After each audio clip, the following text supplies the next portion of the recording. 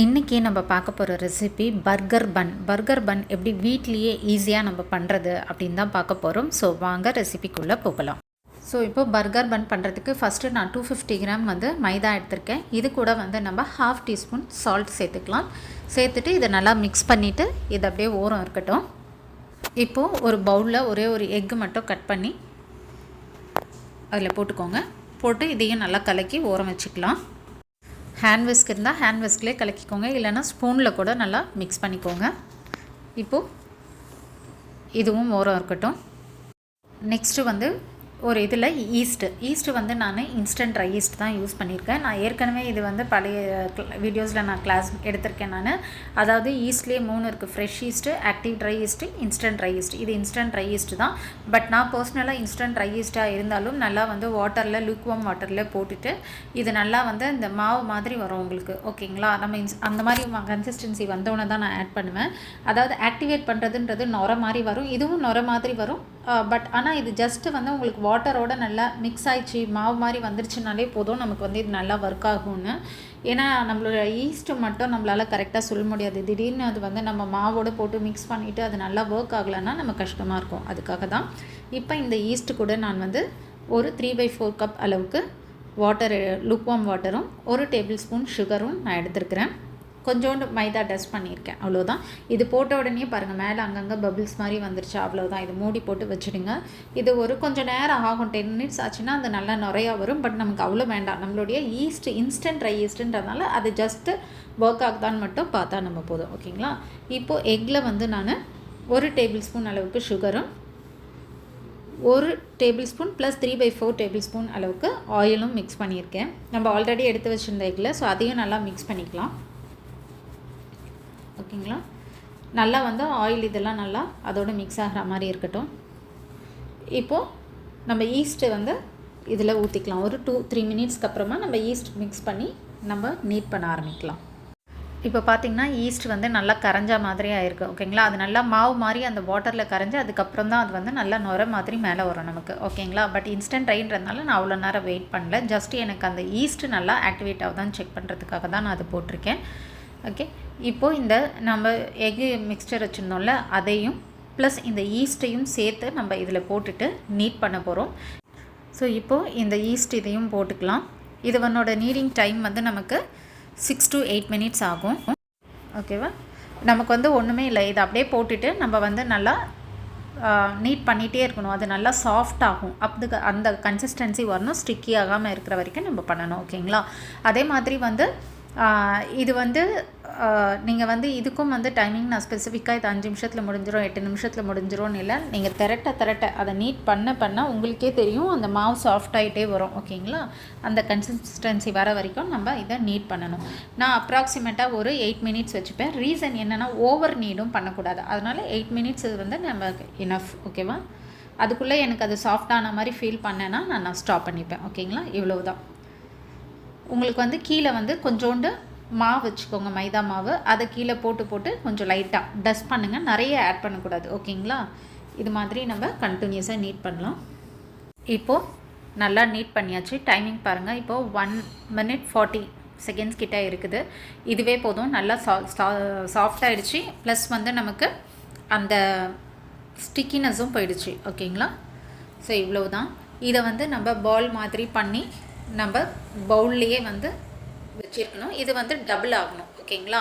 So அதே மாதிரி இது நல்லா டபுள் ஆகிறது சம்மரில் வந்து நமக்கு கொஞ்சம் சீக்கிரம் ஆகும், வின்டரில் கம்மியாகும். அது டிபெண்ட்ஸ் ஆகும். ஓகேங்களா?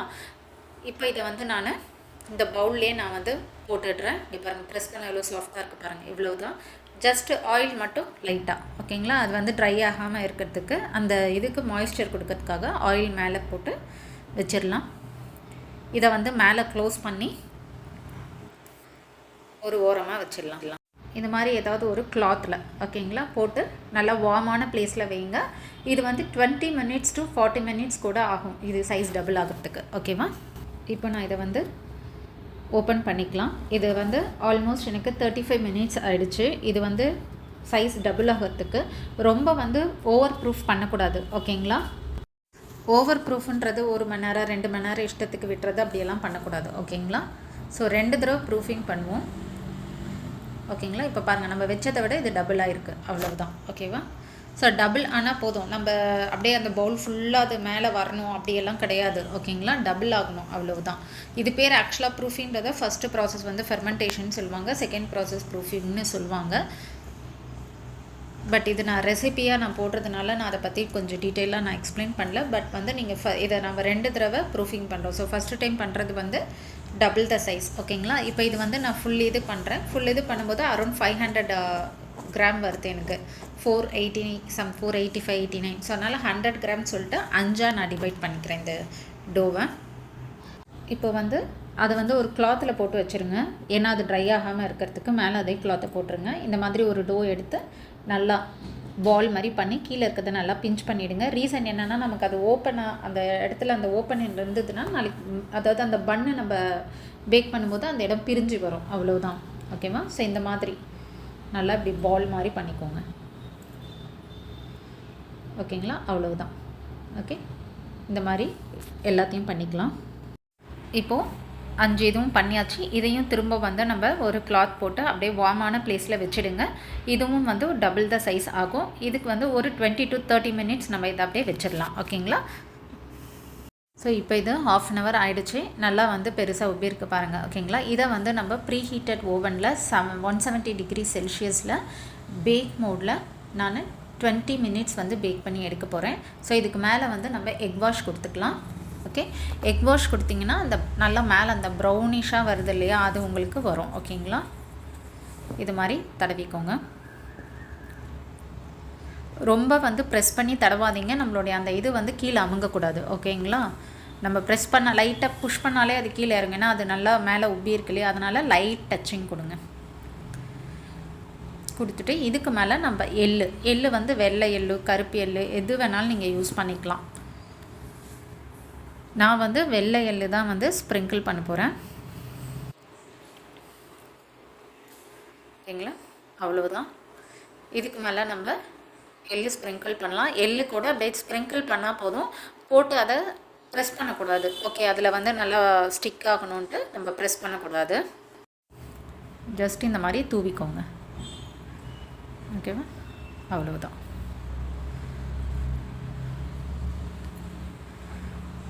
ஸோ பர்கர் பண்ணால் மேலே அந்த இது இருக்கணும் இல்லையா, சீசம் சீடு, அதுக்காக இதை நம்ம போடுறது.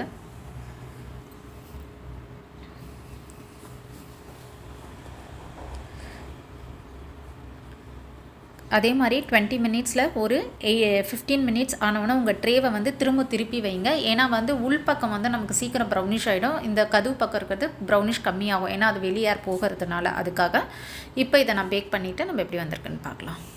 இப்போ நம்மளுடைய பர்கர் பன் ரெடி ஆகிடுச்சு. இங்கே பாருங்கள், மேலே எவ்வளோ நல்லா ப்ரௌனிஷாக வந்திருக்கு எக் வாஷ் கொடுத்ததுனால. இப்போ இதை வந்து நான் கூலிங் ரேக்கில் மாற்றிக்கிறேன். ஸோ இப்போ கூலிங் ரேக்கில் மாற்றியாச்சு. இதை நான் மேலே ஒரு டவல் போட்டு நல்லா ரூம் டெம்பரேச்சர் வர வரைக்கும் வச்சுக்கிறேன். இல்லைனா இது ட்ரை ஆகிடும், ஹார்ட் ஆகிடும். ஓகேங்களா. ஸோ வந்த உடனே எப்படி வந்திருக்கு அப்படிங்கிறத பார்க்கலாம். இப்போது நான் வந்து பர்கர் பன் எடுத்து பிளேட்டரில் வச்சுக்கிறேன். நான் வந்து ஆக்சுவலாக ஒரு பவுலில் மாற்றிட்டேன். கூலிங் ரேக்கில் இருந்தது, கொஞ்சம் டைம் ஆகுதுன்னு சொல்லிவிட்டு பவுலில் எடுத்து இது பண்ணிவிட்டு, இல்லைனா கூலிங் ரேக்கில் கீழ் வழியாக காற்று போகுன்றதுக்காக. இங்கே பாருங்கள் எவ்வளோ சூப்பராக வந்திருக்குன்னு பர்கர் பண்ணுன்னு. ஸோ நீங்களும் வீட்டில் ட்ரை பண்ணுங்கள். ட்ரை பண்ணி பார்த்துட்டு எப்படி வந்திருக்கு அப்படின்றத எனக்கு கமெண்ட் செக்ஷனில் கமெண்ட் பண்ணுங்கள். ஓகேங்களா. ஸோ ட்ரை பண்ணுங்கள். ப்ராக்டிஸ் பண்ணிங்கன்னா பேக்கிங் சூப்பராக வரும் உங்களுக்கு. நீங்களும் வீட்டில் இருந்தே ப்ரொஃபஷ்னலாக வந்து ஹோம் பேக்கர் ஆகி பிஸ்னஸ் ஸ்டார்ட் பண்ணி ஏர்ன் பண்ணலாம். ஸோ உங்களுக்கு எதனா டவுட் இருந்தால் எனக்கு கமெண்ட் செக்ஷனில் கமெண்ட் பண்ணுங்கள். Thank you friends. தேங்க்ஸ் ஃபார் வாட்சிங் மை சேனல்.